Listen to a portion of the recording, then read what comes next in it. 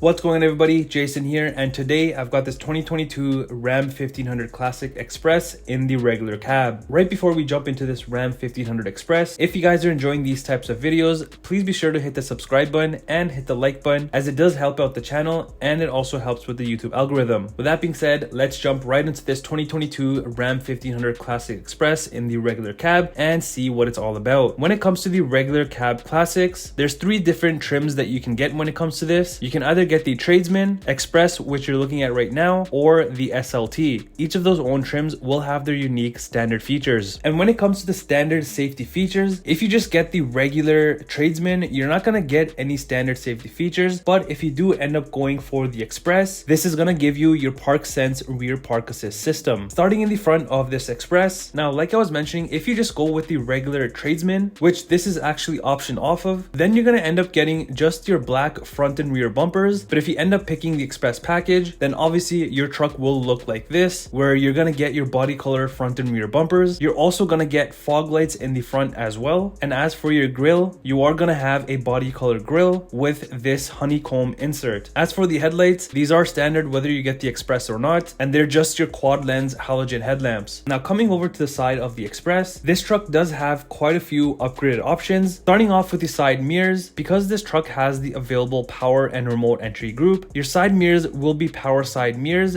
and they'll also be heated. Like the group name mentioned, you're also going to get your remote keyless entry, and then you've got your typical badging on the side in chrome. As for the wheels, these are the upgraded wheels, because let's say you don't get the Express package, then you're only going to get the 17-inch steel wheels, and with the Express package, those will become your 17-inch aluminum wheels. But because this truck has the available wheel and sound group option, these will become your 20-inch aluminum wheels. This truck also has your upgraded rear axle ratio of 3.92, because standard with these trucks is just the 3.21. Another available option that this truck has is the anti-spin differential rear axle, and you'll notice on the bed this truck also has the available Ram box system. So as you see, once you open it up, you've got a ton of room in here, and it's very useful, especially if you have tools and whatnot. Coming over to the rear of the Express, like I was mentioning, in the front you have your rear body color bumper, and then you have your sensors built in as well. You've also got your dual chrome exhaust tips, and then in the center you do have your available option that this truck has, which is your hitch. Right above that you've got your wiring, plugs and whatnot for your trailer needs. And on the tailgate itself, it's actually pretty clean. You've just got your Ram logo and your 4x4 logo in chrome. As for your rear taillights, these are just your standard non-LED taillights. Opening up the tailgate, you'll notice that this truck has the spray and bed liner. Now typically it will not come with this standard, but you can get it as an available option. And some other features that you'll get back here with the Ram box system is this bed cargo divider. You've also got your LED bed lighting and your 4 adjustable tie down hooks. As for the rear window, typically this will just be one big fixed piece,